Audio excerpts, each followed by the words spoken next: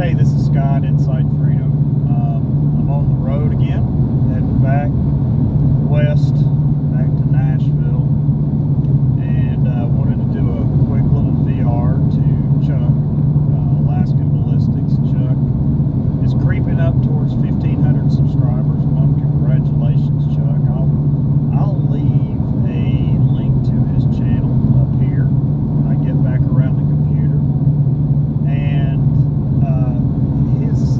his concept that he's come up with is hashtag guard every school. And y'all may see this nice truck accident over here in my rear car. Yeah, nice one back there. Anyway, in light of all the gun violence, the things that have been happening, acts of aggression in the schools across the United States, and even sparked on by the more recent one in Santa Fe School down in just south of Houston.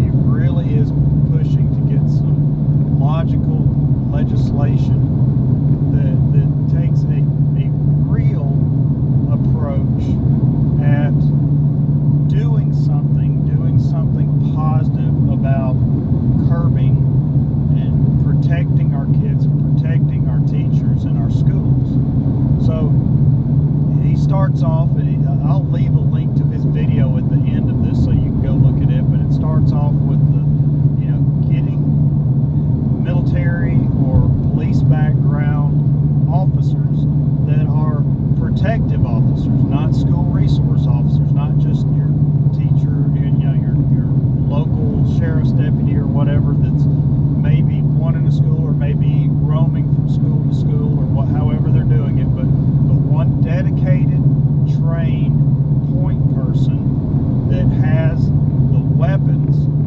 to fend off these things when they happen.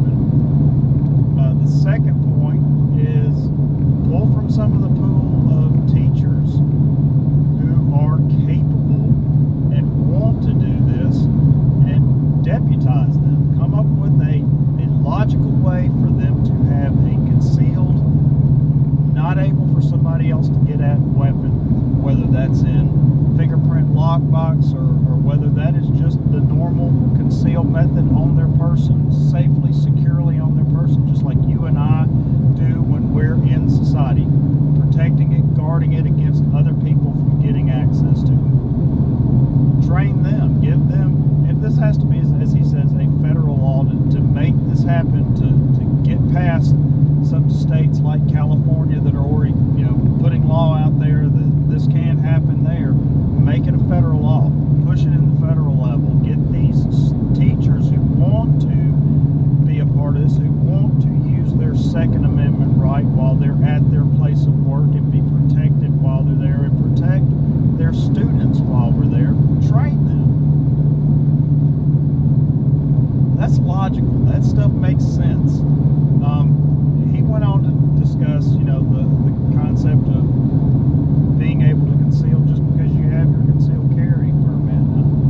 In my opinion, and I think Phil Rivers basically said the same thing, we've got to get rid of gun-free zones.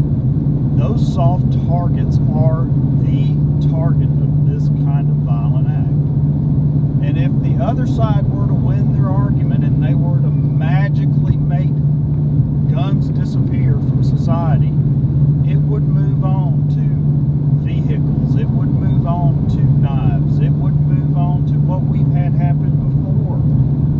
Weapons made out of fertilizers, whatever it is, it's going to happen when the person who has no respect for life and no respect for the law wants to do harm to other people, they're going to do it. So that's my 2 cents.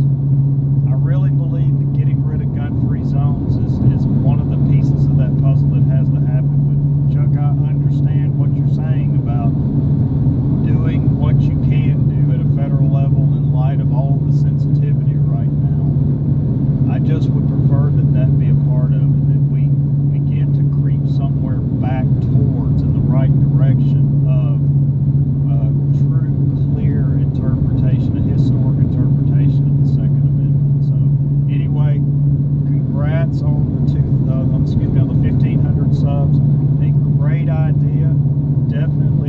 idea and worthy of pushing through our representatives and getting something done about that. So I encourage all of you who excuse me, happen to be watching this, respond to